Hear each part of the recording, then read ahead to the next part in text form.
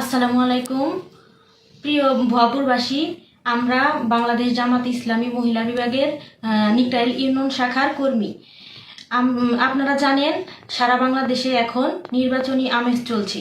তো এরই ধারাবাহিকতায় আমরা আজকে গিয়েছিলাম পাটিতাপাড়া ভোট চাইতে।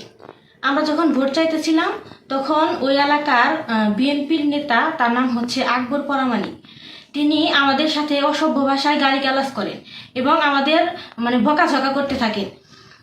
তখন এক পর্যায়ে আমাদের দিকে তেড়িয়ে আসেন মারার জন্য, আমাদেরকে তার বাড়ি থেকে জোরপূর্বক বের করে দেন।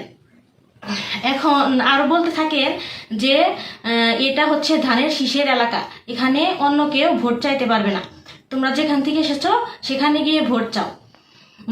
এখন নির্বাচন কমিশনার ও প্রশাসনের কাছে আমাদের একটাই দাবি যে আমাদের সাথে যে ঘটনা ঘটেছে তার উপযুক্ত বিচার আমরা চাই এবং আমাদের সাথে যে ঘটনা ঘটেছে এরকম ঘটনা যেন আর না ঘটে এবং কাউকে যেন এরকম হেনস্থের শিকার না হতে হয়। আমরা নির্বাচনের একটা সুন্দর পরিবেশ চাই। প্রশাসনের কাছে আমাদের একটাই দাবি। আসসালামু আলাইকুম।